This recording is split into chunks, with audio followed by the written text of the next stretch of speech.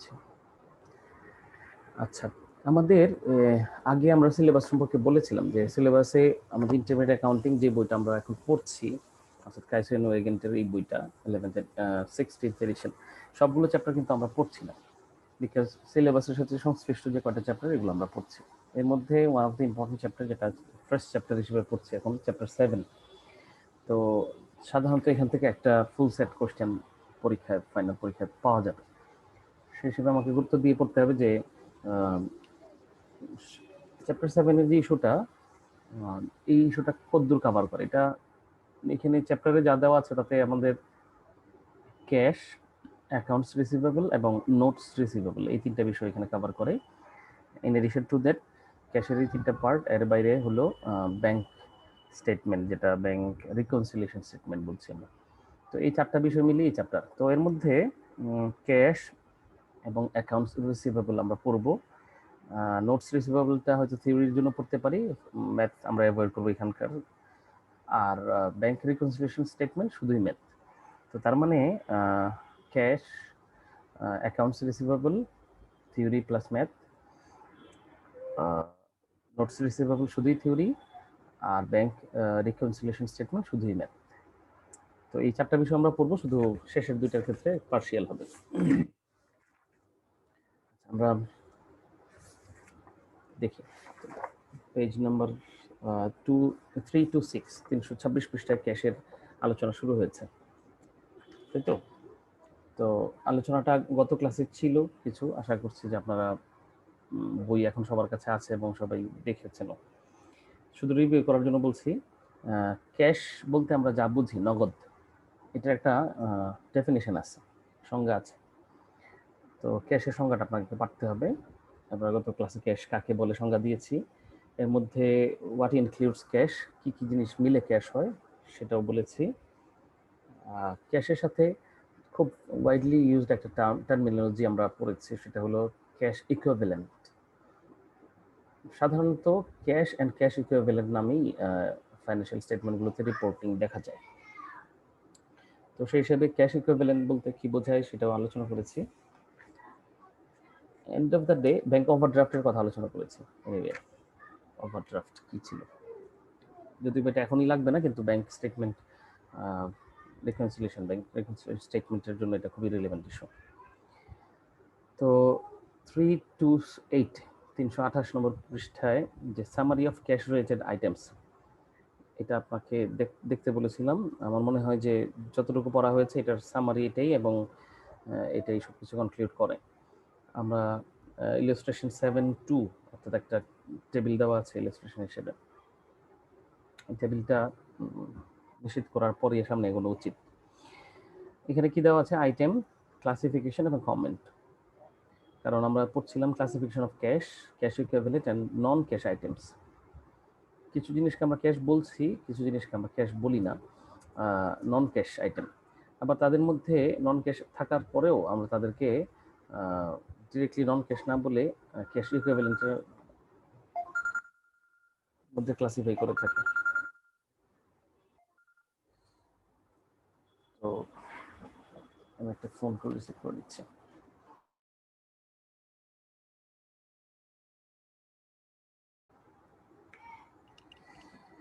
আপনারা কি ইলাস্ট্রেশনটা খেয়াল করেছিলেন 7.2-তে? হ্যালো? হুম।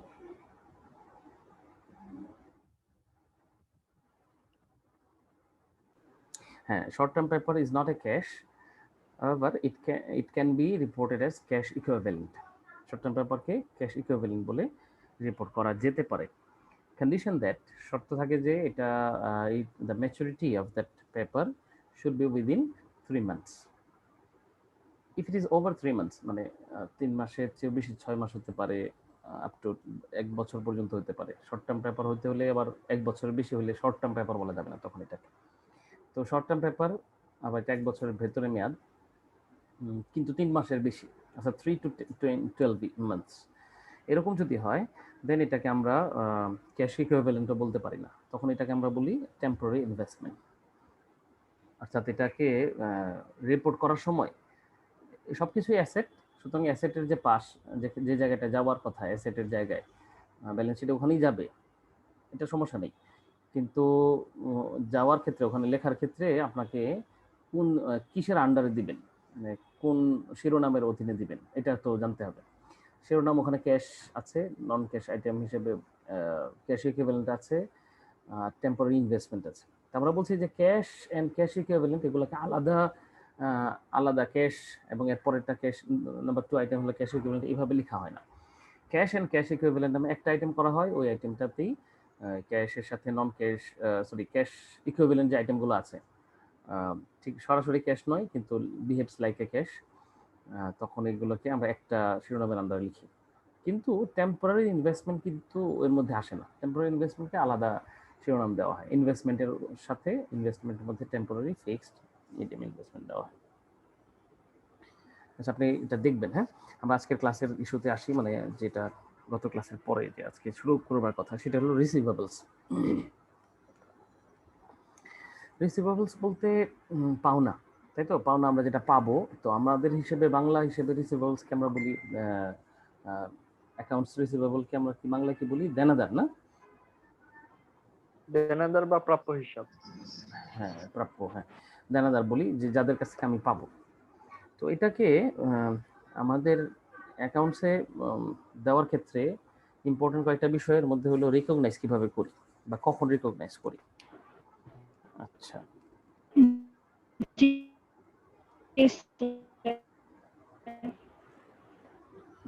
সরি সুমাইয়া, কথাটা বুঝতে পারিনি। হ্যালো, আচ্ছা।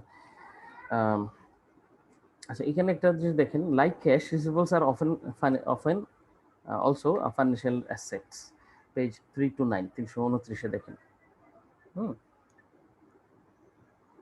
often referred to as loans and receivables. আচ্ছা, এখানে for financial, পরের প্যারাটা, সেকেন্ড প্যারাটা খেয়াল করুন। For financial statement purpose, companies classify receivables as either current short term or non-current long term. তার মানে রিসিভেবলসকে কারেন্ট হিসেবে এবং নন কারেন্ট লং টার্ম হিসেবেও রিপোর্ট করা হয়ে থাকে। তবে রিসিভেবলসের ক্ষেত্রে কারেন্ট নন কারেন্টকে একই নামে ডাকা হয় না। কারেন্ট যে রিসিভেবলসকে, এইগুলোকেই সাধারণত আমরা রিসিভেবলস বলি। নন কারেন্টগুলোকে আমরা ইনভেস্টমেন্ট অথবা ইনভেস্টমেন্ট নামে ডেকে থাকি। সাধারণত আমরা ইনভেস্ট করেছি, অথবা লং টার্ম অ্যাসেটসের আন্ডারে নন কারেন্ট রিসিভেবলস দিয়ে দিই, তো নন কারেন্ট কম হয়। তো তবে ট্রেড রিসিভেবলসের ক্ষেত্রে অফেন দুই ধরনের রিসিভেবলস কাস্টমারের সাথে সম্পর্কযুক্ত, গুডস সার্ভিসের সাথে। একটা হলো ট্রেড রিসিভেবলস, একটা হলো অ্যাকাউন্টস রিসিভেবলস। আপনারা মনে হয় এর আগে ট্রেড ডিসকাউন্ট এবং অ্যাকাউন্ট রিসিভেবলস, ক্যাশ ডিসকাউন্ট, দুইটা ডিসকাউন্টের কথা শুনেছেন, তাই না? মানে যে কারবারি বা ট্রেড মানে কারবার আর কি, ক্রয় বিক্রয়। ক্রয় বিক্রয়কে, সেলস এন্ড পারচেস, এই যে ট্রানজাকশন যেটা হয়, এগুলোকে এক কথা আমরা ট্রেড বলি, বাণিজ্য যেটাকে বলছে।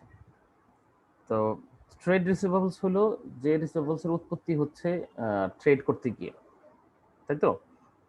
এগুলোকে আমরা দুই ভাগে ভাগ করি, অ্যাকাউন্টস রিসিভেবল এবং নোটস রিসিভেবল। আপনি কি আমার কথাকে ধরতে পারছেন? জি স্যার, জি স্যার।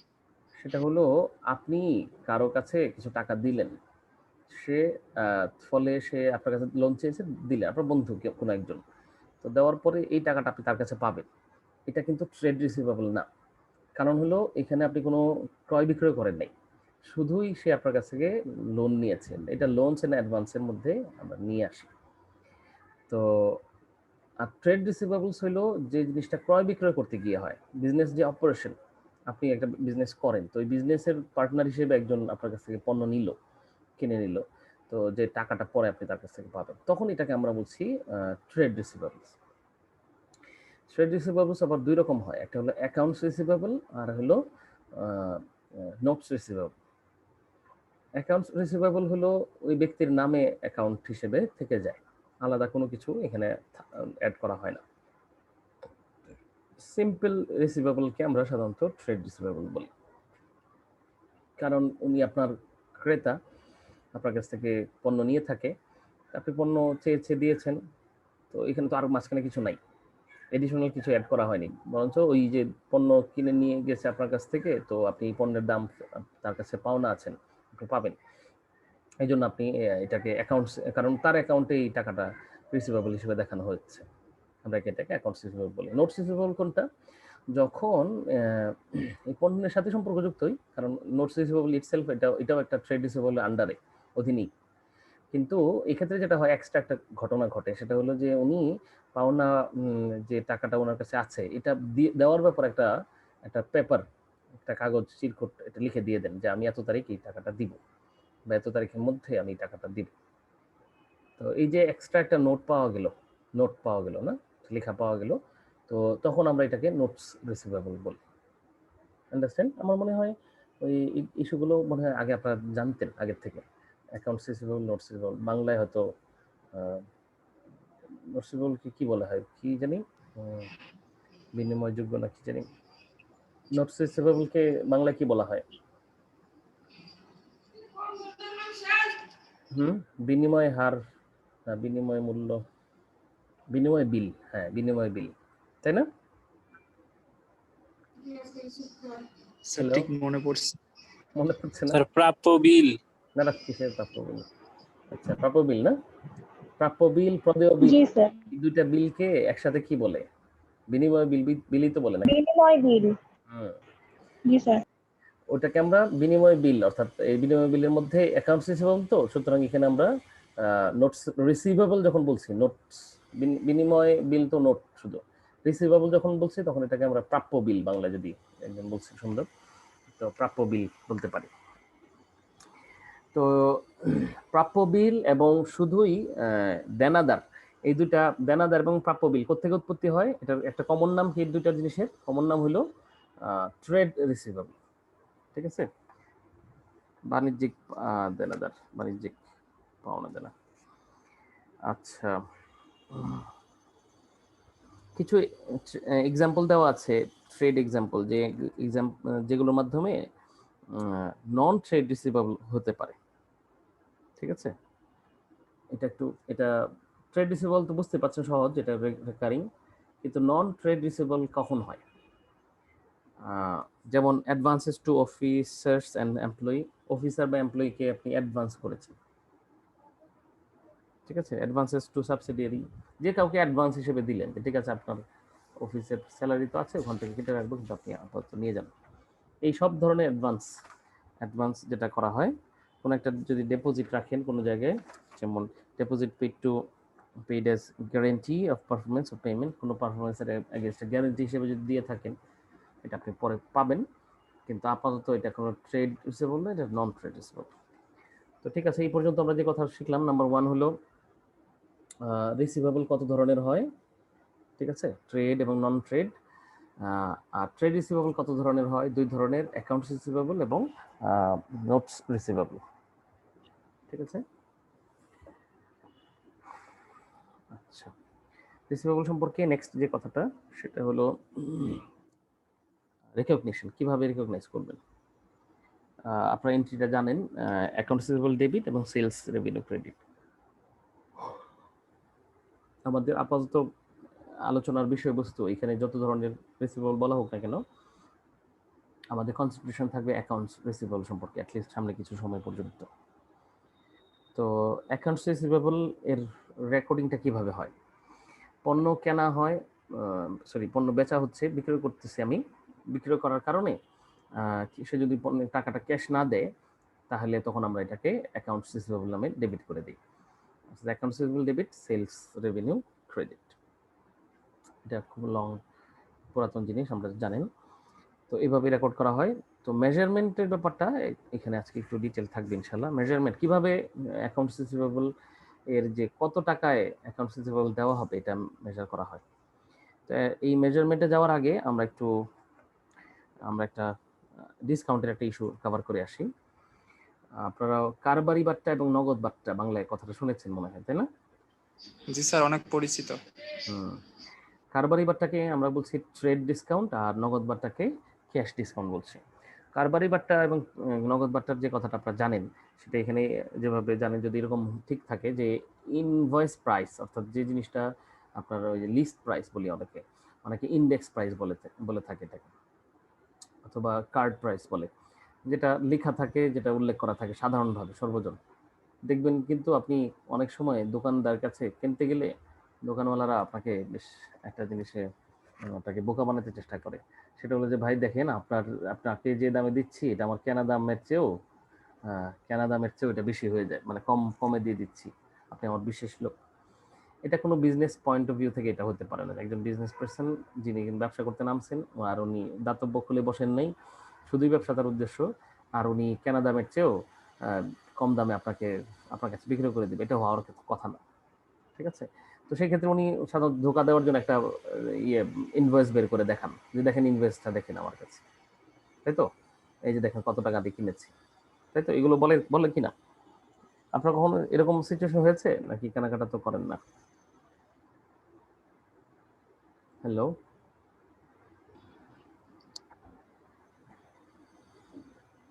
এরকম হয় না কখনো? আচ্ছা, ওনারা আসলে যে ফাঁকিটা দেওয়ার চেষ্টা করে সেটা হলো জি স্যার, এরকম হয় স্যার। হয়, ওনারা যে ফাঁকিটা দেওয়ার চেষ্টা করেন সেটা হলো ট্রেড ডিসকাউন্টটাকে ওনারা উল্লেখ করেন না। ওনারা ডবল দুইটা ডিসকাউন্ট শেষ পর্যন্ত অ্যাভেল করেন। একটা হলো ট্রেড ডিসকাউন্ট, যখন কেনাকাটা করেন তখনকার ইনহেরেন্ট একটা ডিসকাউন্ট থাকে, এই ডিসকাউন্টটা ওনারা পান। পরবর্তীতে আবার দেওয়ার সময় পরে দিতে গিয়ে আবার কিছু ডিসকাউন্ট ওনারা অ্যাভেল করেন। এনিওয়ে, ট্রেড ডিসকাউন্ট সম্পর্কে আপনারা বলছি, যেটা হলো লিস্ট প্রাইস থেকে যে টাকাটা কম রাখা হয় সেটা সেটেল করা হয় ট্রানজাকশন হিসেবে, কত টাকা আমি ভবিষ্যতে দিব আপনাকে এই পণ্যের জন্য। পণ্যের দাম তো 80 টাকা করে লেখা আছে, কিন্তু আপনার সাথে কথাবার্তা হোক না, 80 টাকার থেকে 8 টাকা করে কম রাখেন, বা 10 টাকা কম রাখেন, 70 টাকা করে, তো ওই 70 টাকা করে দুইটা পণ্য আমার কাছে 140 টাকা রাখেন, তো 140 টাকা আপনাকে দিব, আইদার ক্যাশে দিই বা পরে দিই। তো এই যে পণ্য কেনার সময়ই যে 10 টাকা করে ছাড় পেলেন, এটাকে আমরা বলছি ট্রেড ডিসকাউন্ট। এটা আমাদের লেখায়, মানে জার্নালে কোনো জায়গায় আসে না আসলে। কারণ আসবে কেন? কারণ এই দেন দরবার করতে গিয়েই তো আপনি 10 টাকা কমাইলেন। ট্রুলি এটার দাম তো 70 টাকাই আপনার জন্যে।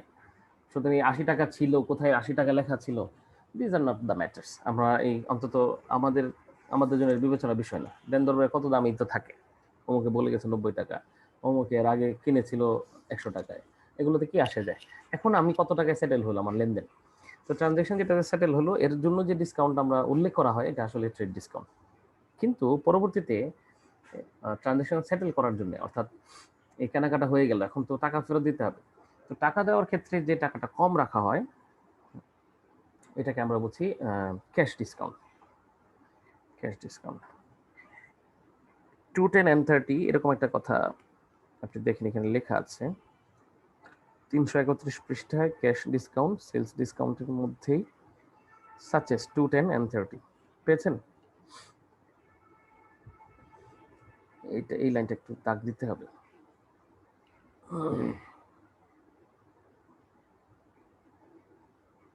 হ্যালো, কোনটা দাগ দিতে হবে বুঝতে পেরেছেন? জি স্যার, 210 M13 30 এই পুরো লাইনটা, হ্যাঁ, সাচেজের পরের লাইনটা, 3 নম্বর লাইনটা, 210 and 30, এখান থেকে একেবারে 30 days পর্যন্ত, ব্র্যাকেট ক্লোজ হওয়ার পর্যন্ত। আমাকে একটু পড়ে শোনান তো কি লেখা আছে এখানে।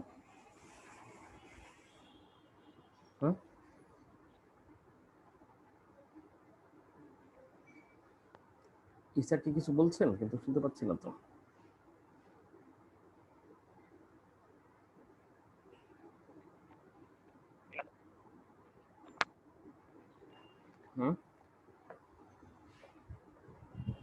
একটা আর্গুমেন্ট আমরা এরকম শুনেছি যে 210 and 30-তে 2% যে ডিসকাউন্ট, এটা নিতেই হয়, না নেওয়াটা অনেক বড় ভুল, অর্থাৎ 10 দিনের মধ্যেই ফেরত দিয়ে দেওয়া উচিত। এই ব্যাপারে আপনাদের কি মত? আসলে আর্গুমেন্টটা কি ঠিক আছে? স্যার, এখন যদি 10 দিনের মধ্যে টাকা না মানে দেওয়াটা অনেক বড় করা লস। যায়, মানে জি এই স্যার, বিষয়ে তার দেখা লাগবে, অন্য কোনো জায়গায় বিনিয়োগ করে যদি এর থেকে মানে যদি বেশি সে যদি পায়, সেক্ষেত্রে সে 10 দিনের ইয়েটা ছেড়ে দিতে পারে। রাইট, খুব ভালো বলছেন। তো কিন্তু আসলে এটা সম্ভব হবে না, কারণ অল্প সময়ের মধ্যে 210 যেটা অর্থাৎ 10 দিনে 2%, এটা মানে হলো 30 দিনে 6%। আর 30 দিনে 6% মানে হলো 12 মাসে 6 বা 48%, অর্থাৎ 48% উনি পাচ্ছেন। 48% কিন্তু অনেক হিউজ। কোনো জায়গায় ইনভেস্ট করার দ্বারা 48% পাবেন না। যে কোনো জায়গায় ইনভেস্টমেন্টের ক্ষেত্রে তো একটা অ্যানুয়াল রেটই বলা হয় সাধারণত, তাই না? 210 মানে হলো অ্যানুয়াল রিটার্ন 48%। অ্যানুয়ালি 48% পাওয়ার অর্থ হলো 10 দিনে 2% পাওয়া। বুঝা গেছে কথাটা? জি স্যার। অর্থাৎ 10 দিনে 2% পাওয়া মানে হলো অ্যানুয়ালি 1 বছর হিসেবে আপনি পেলেন হলো 48%। তো 48% তো অনেক টাকা, তো অনেক বড় হিউজ গ্যাপ। সুতরাং কারো উচিত হবে না যে এইটা এই ইয়েটা না নেওয়া, তো উচিত হবে না। তারপরেও তো সামর্থ্যের না অসামর্থ্যের ব্যাপার আছে। আচ্ছা, এই কথাটা একটু সামনে আলোচনায় আছে, আমরা একটু চলে যাই ইলাস্ট্রেশন 7.4 এ। খুব ইম্পর্টেন্ট আলোচনা। দেখেন 7.4 এ যেটা বলা আছে, ইলাস্ট্রেশন 7.4 এ দুইটা মেথডের কথা উল্লেখ আছে, গ্রস মেথড এবং নেট মেথড। গ্রস মেথড বলতে বোঝায় সেলস রিপোর্ট করার সময় ট্রেডিশনালি যেভাবে আমরা রিপোর্ট করে থাকি এইভাবে হবে, কিন্তু এইভাবে দুই ক্ষেত্রেই হয়, নেট মেথডেও হয়, গ্রস মেথডেও হয়, একই জার্নাল হয়, কিন্তু অ্যামাউন্টের ক্ষেত্রে ডিসকাউন্টকে কোনো বিবেচনায় না নিয়ে রেকর্ড করা হয়। পরবর্তীতে এখানে 3টা ট্রানজাকশন হয়ে থাকে। ফর এক্সাম্পল, এখানে যে উদাহরণটা দেওয়া আছে দেখেন, 10,000 টাকা সেল করেছে, আর টার্ম ছিল 210 and 30। তো 210 and 30 মানে হলো 10 দিনের মধ্যেই তো দিলে 2% পাবে, কিন্তু দিবে কি মানে সে মানে ইনঅ্যাকশন, অর্থাৎ আসলে কি 10 দিনে হলে ওটা আমাকে দিবে কিনা আমরা তো আশা করতে পারি যে কারো দেওয়া উচিত, কিন্তু আমরা তো জানি না নিশ্চিত করে যে দিবে কিনা। তো এই জন্য আমরা রেকর্ড করার সময় আমরা যেহেতু জানি না, গ্রস মেথড বলছে আমাদের উচিত হলো অ্যাকাউন্টস রিসিভেবল ডেবিট এবং সেলস রেভিনিউ ক্রেডিট, এই ক্ষেত্রে পুরো 10,000 টাকাই রেকর্ড করা উচিত, কারণ আমরা জানি না যে সে ডিসকাউন্টটা নিবে কিনা। ঠিক বিপরীত দিকে নেট মেথডে যেটা করে, এখানে 2% কেটে রেখে আমরা যেটা বলছি যে না আর ভাই এটা নিতেই হবে, না নিলে তো অনেক বড় লুজার হবে, সুতরাং সে নিবেই। আমরা যদি রেশনালি বা এইভাবে চিন্তা করি যে তার পয়েন্ট অফ ভিউ থেকে, সে তো যিনি পণ্য নিয়ে গেছেন উনি অবশ্যই দিবেন, কারণ ওনার তো এটা অনেক বড় একটা টাকা, 200 টাকা উনি কম পাচ্ছে মাত্র 10 দিনের মধ্যেই। উনি 10 তারিখের মধ্যেই, অর্থাৎ আগামী 10 দিনের মধ্যেই টাকা দিয়ে যাবেন, আর টাকা দিয়ে যাবেন এবং সেই ক্ষেত্রে উনি কিন্তু ডিসকাউন্ট পাবেন। তো সেই হিসাবে এখানে পুরো 2% যেটা অর্থাৎ 200 টাকা, এই 200 টাকা কমে রেকর্ড করা হয়। গ্রস মেথড নেট মেথডে প্রথম ক্ষেত্রে এটাই পার্থক্য। তো গ্রস মেথডে যেটা করা হয়, সেলস রেকর্ড করার সময় অ্যাকাউন্টস রিসিভেবল সেলস রেভিনিউ যেটা জার্নাল ঠিক আছে, অ্যামাউন্টের ক্ষেত্রে গ্রস মেথডে পুরো অ্যামাউন্টে লেখা হয়, ডিসকাউন্ট বিবেচনা করা হয় না। নেট মেথডে ডিসকাউন্ট বিবেচনায় রেখে কম অ্যামাউন্ট, অর্থাৎ ডিসকাউন্ট কাটার পরে যে অ্যামাউন্ট আছে ট্রুলি ওই অ্যামাউন্টে লেখা হয়। যথারীতি আমরা 10 দিন পরে, অর্থাৎ 10 দিন পরে যখন সে ডিসকাউন্ট পিরিয়ডের মধ্যে যদি টাকা দেয়, payment on 4,000 of sales received within the discount period. Discount পিরিয়ডে ধরা যাক 4,000 টাকা দিয়েছে সে, তো ডিসকাউন্ট পিরিয়ডের মধ্যে 4,000 টাকা দিয়েছে, সব টাকা দেয়নি, 4,000 দিয়েছে। তো 4,000 দিলে ডিসকাউন্ট পিরিয়ডে 4,000 টাকা দিয়ে দিয়েছে, তো 4,000 টাকা এখন রিসিভেবল ক্রেডিট হলো, আর ক্যাশ ডেবিট হলো 3,920, আর সেলস ডিসকাউন্ট 80 টাকা, অর্থাৎ 4,000 টাকা 20%, 80 টাকা হয়, এই 80 টাকা সেলস ডিসকাউন্ট। এটা গ্রস মেথডে সাধারণভাবে। তো কারণ এবার ডিসকাউন্ট হওয়ার কারণে ক্যাশ কম পেয়েছে। কিন্তু নেট মেথডে দেখেন, এখানে কোনো কিছু না করেই বরঞ্চ একবারই শুধু যে টাকাটা পেয়েছে 4,000 টাকা, তো আসলে ডিসকাউন্ট পিরিয়ডের মধ্যে 4,000 টাকা পাওয়ার অর্থ হলো 4,000 ক্যাশ পায়নি, 3,980 টাকা, 920 টাকা পেয়েছে, 80 টাকা কমই পাবে কারণ ডিসকাউন্ট পিরিয়ডের মধ্যে দিয়েছে। আর payment of 6,000 of sales received after discount period, discount পিরিয়ডের পর 6,000 পাইলে অবশ্যই ফুল 6,000 পেয়েছে। তো এটা করেছে হলো দেখেন গ্রস মেথডে পুরো ক্যাশ 6,000 টাকা এবং রিসিভেবল 6,000 টাকা। কিন্তু এই গতিটা ঝামেলা হয়েছে নেট মেথডে, ক্যাশ 6,000 টাকা লিখেছে ঠিকই, কিন্তু অ্যাকাউন্টস রিসিভেবল ক্রেডিট তো 6,000 টাকা করতে পারছে না, কারণ অ্যাকাউন্টস রিসিভেবল শুরুতে দেওয়ার সময়ই আমরা ধরে নিচ্ছিলাম সব টাকাই সে ডিসকাউন্ট পিরিয়ডে দিবে, অতিরিক্ত টাকা সে আমাকে কেন দিতে আসবে? সে ডিসকাউন্ট হয়ে 5,880 টাকা দেওয়ার কথা ছিল, 6,000 টাকার 2% ডিসকাউন্ট রেখে। কিন্তু সে তো 5,880 টাকা না দিয়ে সে 120 টাকা আমাকে বেশি দিচ্ছে। এই 120 টাকা যেটা বেশি দিচ্ছে এটাকে আমরা একটা নামে লিখে দিচ্ছি, সেলস ডিসকাউন্ট ফরফিটেড। এটা একটা বিশেষ আয় হিসেবে দেখানো হয়েছে। একটু আলোচনাটা আমরা আপনাদের কাছ থেকে শুনি। আপনি কি বুঝতে পেরেছেন যে দুইটা গ্রস মেথডে? আশা করছি আপনারা বুঝতে পেরেছেন, না? ঠিক আছে। জি স্যার। আচ্ছা, এটা আপনাদের পরীক্ষার জন্য ইম্পর্টেন্ট একটা কোশ্চেন, যেটা আসে সাধারণত। আমরা পরে বলে দিব কোন কোন অঙ্ক করতে হবে আপনাদেরকে ম্যাথ হিসেবে। আচ্ছা, রিটার্ন অ্যানাউন্স নিয়ে কিছু কথা আছে, টাইম ভ্যালু নিয়ে কথা আছে, পড়বেন। নেক্সট ইস্যু হলো ডিরেক্ট রাইট অফ মেথড আর অ্যালাউন্স মেথড। আচ্ছা, আমরা একটু বিরতি দিয়ে আসি। আচ্ছা, তাহলে ভ্যালুয়েশন অফ অ্যাকাউন্টস রিসিভেবলের মধ্যে যে direct write off method for uncollectable accounts, এই বলতে আমরা বুঝতে পারছি যে যখন আমি নিশ্চিত হতে পারি যে আমার পাওনাদার, আমার যে দেনাদার ছিল, যিনি আমাকে টাকা দিবেন বলছিলেন, উনি এখন আর দিতে রাজি না, অথবা দিলেও ওই অ্যামাউন্টটা দিতে রাজি না। অর্থাৎ 100 টাকার মধ্যে উনি 10 টাকা দিবেন না, 90 টাকা দিবেন। যেদিন আমি নিশ্চিত হলাম, ওই দিন আমি একটা এন্ট্রি দিব, সেটা হলো ওই অ্যাকাউন্টস রিসিভেবলটা আসলে তখন কমিয়ে দিব, কারণ আমি আর তার কাছ থেকে আশা করি না তখন। তো ধরা যাক একটা লোক, এখানে উদাহরণ হিসেবে 334 334 যেটা আছে, 8,000 টাকা আমি নিশ্চিত হইলাম যে এই টাকাটা পাওয়া যাবে না কার কাছ থেকে, ইউশ্যাডো থেকে। তো ইউশ্যাডোর অ্যাকাউন্টটাকে, অ্যাকাউন্টস রিসিভেবল ইউশ্যাডো, ওটাকে আমরা ক্রেডিট করে দিলাম 8,000 নামে, কারণ এগুলো তো ডেবিট থাকে, অ্যাকাউন্টস রিসিভেবল কমিয়ে দিলাম। আর ব্যাড ডেট এক্সপেন্স, একটা এক্সপেন্স, খরচের খাতা খুলে ফেললাম ব্যাড ডেট নামে। কুরিন নাকি? ব্যাড ডেট মানে কি? কুরিন, দিনটা খারাপ। কুরিন নামে আমরা 8,000 টাকা দিয়ে দিলাম। এই কাজটা ইজিয়ার, ভালো, কিন্তু অনেক সমস্যা আছে। তো সমস্যা থাকার কারণে আমরা সাধারণত এটা ফলো করি না, আমরা অ্যালাউন্স মেথড অনুসরণ করি, সঞ্চিতি পদ্ধতি অনুসরণ করি এই ধরনের বিষয়গুলো ডিল করার জন্য। এক্ষেত্রে কি সমস্যা আসলে, কেন এটা করা ঠিক না? এটা তো সহজ, আর এটা ভালো হলো। যখন নিশ্চিত হইলাম যে পাওনাদার, আমার দেনাদার আমাকে টাকা দিবে না, তখন আমি এন্ট্রিটা দিয়ে দিব যে সে দিচ্ছে না, শেষ। কিন্তু কিছু সমস্যা আছে। কেউ কি কোনো সমস্যার কথা বলবেন?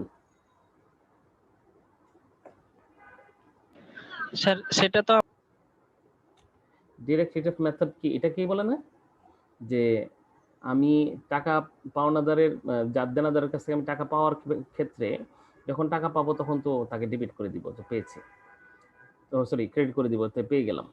অথবা যখন নিশ্চিত হবো যে তার কাছে পাবো না, তখন তাকে ক্রেডিট করে দিব। সেই ক্ষেত্রে ডেবিট করবো হলো ব্যাড ডেট নামে, যে নিশ্চিত হলাম পাবো না। আর যদি পেয়ে যায় তাহলে ক্যাশ ডেবিট করবো, আর যা পাবো না তো তার জন্য ব্যাড ডেট এক্সপেন্স নামে একটা ডেবিট অ্যাকাউন্ট খুলে দেবো। এটাকে ডিরেক্ট রিট অফ মেথড বলে। এই মেথডটার সমস্যাটা কি আমি যে একটু জানতে চাচ্ছিলাম, কারণ আপনারা তো জানেন যে সঞ্চিতি পদ্ধতি খুব জনপ্রিয় এবং অ্যাকাউন্টিং পয়েন্ট অফ ভিউ থেকে। স্যার এই মেথড ঠিক আছে, এটা তো আমরা বলতেই পারি, তাই না? এখানে দেখেন আমাদের যে it usually fails to record expenses in the same period as associated revenue, এই লাইনটা হলো এখানে সবকিছুর উত্তর। পেজ 334 এ কোথায় আছে এটা? ডাইরেক্ট রাইট অফ মেথডের হিসেবে এই যে বোল্ড কালারের একটা লাইন আছে, এর আগের লাইনটা থেকে আগের লাইনটা, নিচ থেকে 1 2 3 4 নম্বর লাইন পেয়েছেন? It usually fails to record expenses in the same period as associated revenue, nor does it result in receivable being stated at net realizable value on the balance sheet. বুঝতে পেরেছেন? খুঁজে পেয়েছেন? হ্যালো? জি sir. আপনি যখন গত বছর বিক্রয় করলেন, তো গত বছরের এই বিক্রয়ের টাকা না পাওয়াতে সমস্যা গত বছরই হওয়া উচিত। কারণ বিক্রয় হয়ে গেছে গত বছর, ওটা বিয়ার করে বেড়াচ্ছেন এখন পরের বছর এসে জানতে পারলেন যে এই লোকটা টাকা দিবে না। তো এখন কি করা উচিত? তো গত বছরের যে সেলটারই তো ঝামেলা হইলো, ওই সেলটাই তো প্রবলেমটিক সেল। তো যদি প্রফিট কম হয়ে থাকে, গত বছরের প্রফিট কম হওয়া উচিত। কিন্তু দেখা গেল কি, গত বছর কোনো রেকর্ড করেন নাই, কিছু দেন নাই, কোনো এন্ট্রি না থাকার কারণে শুধু সেল করছেন ভালো, এই যে পাওয়া যাচ্ছে না টাকা, এই টাকা না পাওয়ার এই সমস্যার কথাটা আপনি কিছু লেখেন নাই, এক্সপেন্স হিসেবে কিছু রেকর্ড করেন নাই, ফলে ওই বছরের প্রফিট বেশি দেখানো হচ্ছে। উল্টো আরও এই বছর অর্থাৎ নেক্সট ইয়ারে এসে যে বছর আপনি নিষেধ হলেন যে টাকাটা দিবে না, এই বছর আপনি বলতেছেন যে টাকা পাচ্ছি না এই জন্য আমার লস হইলো। তো টাকা পাইলেন এই বছরের তো কোনো সমস্যা নাই, পারফরমেন্স এই বছর ভালো ছিল। আমাদের অ্যাকাউন্টিং এর সবচেয়ে বড় চ্যালেঞ্জ তো এই জায়গাটাতেই, সেটা হলো যে আপনি যা পারফর্ম করছেন, যে বছর পারফর্ম করছেন, ওই বছরের রিপোর্টটা যেন প্রকাশ পায়। আপনি এই বছর অনেক পড়াশোনা করলেন কিন্তু আপনার রেজাল্ট খারাপ, আগের বছর কোনো পড়াশোনা করেন নাই কিন্তু রেজাল্ট ভালো, এরকমটা না হোক।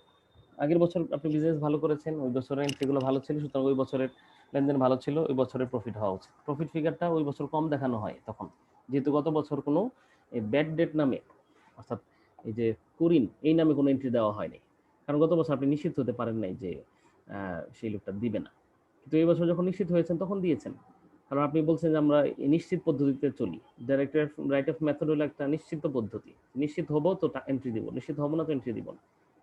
এর মোকাবেলায় ওই যে সঞ্চিতি পদ্ধতি হলো, আমরা বলি যে যেখানে ধারণা করলে, অনুমান করে নিলেই আপনি এন্ট্রি দিয়ে দিবেন। কারণ অনেক লোকের সম্পর্কে আমাদের ধারণা আছে যে লোকটা টাকা দিলে টাকা পাওয়া যায় না, আর টাকা দিলেও কতটুকু পাওয়া যাবে সেটাও আপনি জানেন, ফলে আগে থেকেই অনুমান করে নেন না, অথবা একটা ধারণা দেখেন না যে 100 টাকা দিলে 500 টাকা দিলে মোট কয় টাকা আসলে পাওয়া যায়। মার্কেটের একটা সিচুয়েশন তো থাকে, দেশের এক এক দেশে এক এক লোকের অবস্থা থাকে, তো সেই হিসেবে আপনি অনুমান তো করতেও পারেন, অনুমানটা বাস্তবসম্মত হতে পারে, যেখানে আপনি অনুমান করে নিতে পারেন যে এই বছর তো এত টাকা দিচ্ছি, লেনদেন করছি, এত টাকা দেনাদার আছে, কিন্তু আমার মনে হয় না এত টাকা পাবো, কম পাবো, কত টাকা কম পাবো এই অনুমান করে ওই টাকাটা ওই বছরই কেটে রাখেন। তো ওই বছরই কেটে রাখলে তখন তো সরাসরি অ্যাকাউন্ট রিসিভেবল কমায় দেখাতে পারেন না, কারণ সরাসরি অ্যাকাউন্ট রিসিভেবল কমায় দেন তো ওই লোকের কাছে আর চাওয়াও হবে না, কারণ আপনি তো অলরেডি বাদ দিয়ে দিলেন। এই জন্য আপনি সাধারণত এই অ্যাকাউন্ট ব্যাড ডেট এক্সপেন্স নামে একটা এক্সপেন্স অ্যাকাউন্ট করেন, কিন্তু ক্রেডিট আর অ্যাকাউন্ট রিসিভেবলকে না করে অ্যালাউন্স ফর ডাউটফুল অ্যাকাউন্টসকে ক্রেডিট করে থাকেন। এটাই লেখা আছে দেখেন 335 এ, পেজ 335, 335 পৃষ্ঠায় আছে। এবং পরবর্তীতে যখন আনকালেক্টেবল এই টাকাটা ফাইনালি ইনিশিয়েট হন যে এত অনুমান করেছিলেন পাওয়া যাচ্ছে না, তখন আবার একটা এন্ট্রি দিতে হয়। যদি কোনো কারণে পেয়ে যান তাহলেও একটা এন্ট্রি দিতে হয়, এটা পরের পেজে আছে 336। আমার মনে হয় এন্ট্রিগুলোর ব্যাপারগুলো আপনি জানেন, পরীক্ষায় এগুলো আসবে। আর গতবার মানে ইন্টারমিডিয়েট লেভেলে আপনারা করেছেন, শুধু আমাকে ইস্যুটা রেজ করাটাই দরকার ছিল, আমরা রেজ করলাম। এরপর আমরা চলে যাব নোটস রিসিভেবলটা আপনাদের ইয়ে রইলো থিওরি, যেহেতু এখানে আমরা চলে যাচ্ছি না, আমরা শেষ করতে হবে আমাকে আজকে অবশ্যই। আমরা এতে চলে যাচ্ছি, রাইট, হ্যাঁ, ব্যালেন্স শিটে চলে যাচ্ছে, এই ব্যাংক রিকনসিলিয়েশন স্টেটমেন্ট চলে এসেছে, পেজ 355, 355 পৃষ্ঠায় চলে আসে। 355 পৃষ্ঠায় আছে হলো ব্যাংক রিকনসিলিয়েশন, পেয়েছেন? হ্যালো, কেউ একজন? জি স্যার, পেয়েছি। এখানে একটা রিকনসাইলিং আইটেমস দেওয়া আছে, 4টা আইটেমের কথা বলা আছে এটা বক্সের মধ্যে। ডিপোজিট ইন ট্রানজিট, যে ডিপোজিট আপনি করেছেন মাসের শেষে, আপনি তো 30 তারিখ ডিপোজিটের কথা বলেছেন, কিন্তু ডিপোজিট 30 তারিখ করে দিলেই তো 30 তারিখ জমা হয় না, জমা হওয়ার তো আরো কিছু প্রসেস আছে। তো এটা জমা হইতে হইতে দেখা গেল 2 তারিখ জমা হলো।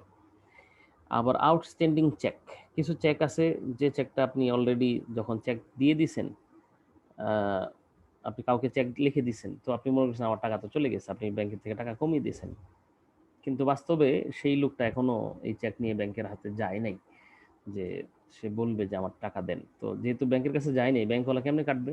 তো ব্যাংকের ব্যালেন্সে দেখা যাচ্ছে টাকা আছে, কিন্তু আপনার কাছে যখন ব্যাংকের হিসাব আছে যেটা রাখতেছেন ব্যাংকে কত টাকা আছে, ওখানে কিন্তু আপনি কমিয়ে দিয়েছেন অলরেডি। তো এই কারণে রিকনসিলিয়েশনের প্রয়োজন হয়। ব্যাংক চার্জেস, ব্যাংক অনেক সময় চার্জ কেটে রাখে, সেটা আপনি জানেন না, পরবর্তী স্টেটমেন্ট দেখলে জানতে পারেন। আবার ব্যাংক ক্রেডিটস, ব্যাংক অনেক সময় কিছু টাকা জমাও করে থাকে, ইন্টারেস্ট বাবদ হোক, অন্য বাবদ হোক, যে টাকাটা ব্যাংক জমা করে এটা আমরা আবার জানি না, ব্যাংক হয়তো কালেক্ট করে ফেলছে টাকা, তো আমরা জানি না, পরে আমরা স্টেটমেন্ট ওঠানোর পরে জানতে পারি। এই 4টা কারণেই আমাদেরকে রিকনসিলিয়েশন করতে হয়। এটা একটা ফর্ম দেওয়া আছে পেজ 356, 356 পৃষ্ঠায়, পরের পৃষ্ঠাতেই ইলাস্ট্রেশন। তো আপনারা আগে কিভাবে করেছেন আমি জানি না, কিন্তু এইভাবেই করবেন। সেটা হলো প্রথমে ব্যালেন্স পার ব্যাংক স্টেটমেন্ট, ব্যাংক স্টেটমেন্টের হিসেবে যে ব্যালেন্সটা আছে ওই ব্যালেন্সটা আপনি আগে নেবেন। তো নেওয়ার পরে অ্যাড এবং ডিডাক্ট দুইটা আইটেম করবেন। অ্যাডের মধ্যে ডিপোজিট ইন ট্রানজিট দিয়ে দিবেন, আনডিপোজিটেড রিসিপ্ট থাকলে ওটাও যোগ করে দিবেন।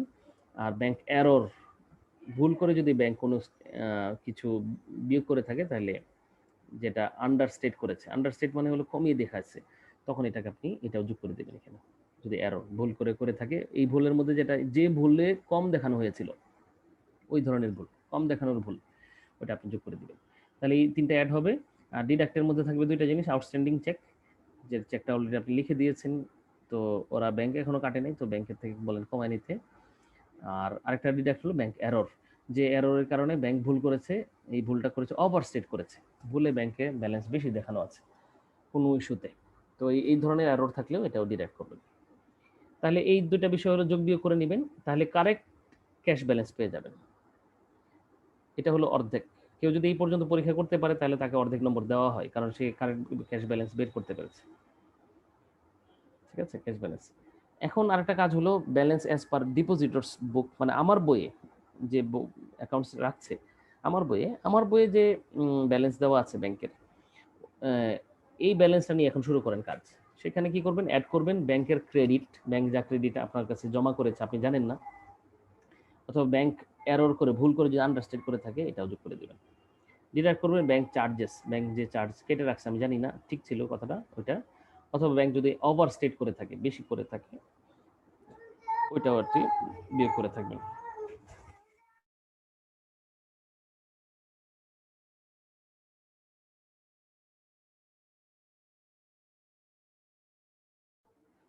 তো তো সেই হিসেবে এই অ্যাড এবং ডিডাক্ট করে তো কারেক্ট ক্যাশ ব্যালেন্স পেয়ে যাবেন ইনশাআল্লাহ। তো আমার মনে হয় এখানে একটা ইলাস্ট্রেশন আছে, ইলাস্ট্রেশনটা দেখলে আরো একটু ক্লিয়ার হয়ে যাবে ইনশাআল্লাহ। শেষে আবার journal entry, required journal entry চাইতে পারে পরীক্ষায়। যদি journal entry required journal entry চাই, তো এই রিকোয়ার্ড জার্নাল এন্ট্রিগুলো দিবেন। কারণ যে জিনিসটা আমরা যোগ করি বা বিয়োগ করি, বিশেষ করে অ্যাজ পার ব্যাংক স্টেটমেন্টের সাথে যেগুলো যোগ করছি বা বিয়োগ করছি, তো এগুলো আপনি তো অবশ্যই এন্ট্রি দিয়ে জার্নাল এন্ট্রি দিতে হয়, দিলেই ব্যাংকের ব্যালেন্স বাড়বে, না হলে বাড়বে না। আমাদের আজকের ক্লাস এই পর্যন্ত ছিল। আমার মনে হয় কিছু হোমওয়ার্ক আপনার নোট করে রাখেন, যেগুলো আপনার পরীক্ষায় কাজে লাগবে। হোমওয়ার্কের ক্ষেত্রে E71 নোট রাখেন, E72, E73, E74, E75, অর্থাৎ 1 থেকে E71 থেকে E75 পর্যন্ত।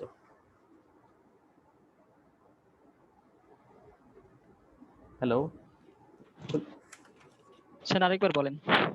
হ্যাঁ, E71 থেকে E75 পর্যন্ত, E71, E72, E73, E74, E75।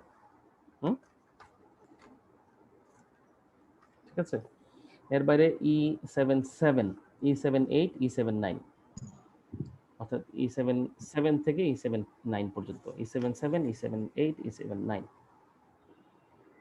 আর হলো E715, E716, 15-16, E717, E718, E719, E721, E724, E725, এর এইগুলোই। কটা হলো?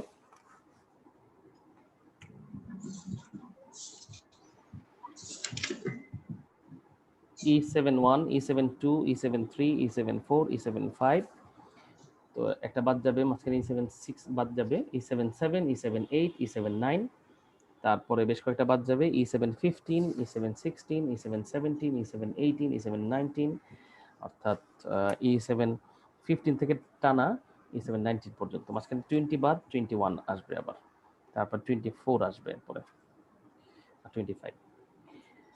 আচ্ছা, তারপরে প্রবলেমগুলো থেকে করবেন হলো P71, প্রবলেম থেকে আছে 1, 2, 3, 4, 5, আর হলো 9, 12, 13, 14। ঠিক আছে, আমি কিন্তু আমার বইয়ে দাগ দেওয়া আছে, পরীক্ষায় এগুলো থেকে আসবে, এর বাইরে যাবে না ইনশাআল্লাহ। সেটা আইদার মিড টার্ম হোক, ফাইনাল পরীক্ষা হোক, এর মধ্যে থেকে থাকবে। কিন্তু আপনাকে এটার একটু অ্যাসাইনমেন্ট আকারে আমাকে জমা দিতে হবে। বাসায় করেন, এখন জমা দিতে হবে না, আমরা যখন চাইবো তখন কয়েকটা চ্যাপ্টার করার পর একসাথে আমি অ্যাসাইনমেন্ট, অথবা যখন খোলা হবে তখন অ্যাসাইনমেন্ট জমা নিতে পারি আপনাদের কাছ থেকে। আচ্ছা, বাড়ির কাজগুলো কি স্যার আলাদা খাতায় করব? আলাদা খাতায়, ফ্রেশ খাতায়। এখানে আচ্ছা। আমি ওই চ্যাপ্টার ওয়াইজ উপরে একটা পেজ থাকে, একটা পেজ খালি রাখেন আপাতত, পরে আমি বলে দিব ইনশাল্লাহ। একটা পেজ খালি থাকবে, প্রথম পেজ, যেখানে আমরা প্রায় 5-6টা সিগনেচার লাগবে আপনার, আমার কাছ থেকে সিগনেচারগুলো নেবেন। তো চ্যাপ্টার ওয়াইজ অ্যাসাইনমেন্ট হয়, তো একটা চ্যাপ্টারের শিরোনাম দিয়ে ওই চ্যাপ্টারের অঙ্কগুলো করবেন একে একে। তো আমরা এক্সারসাইজ থেকে কয়টা অঙ্ক দিয়েছি? এক্সারসাইজ থেকে দিয়েছি 1 2 3 4 5 7 8 9 15 16 17 18 19 21 24 25। প্রবলেম থেকে দিয়েছি 1 2 3 4 5, তারপরে 9 12 13 14। ঠিক আছে? হ্যালো,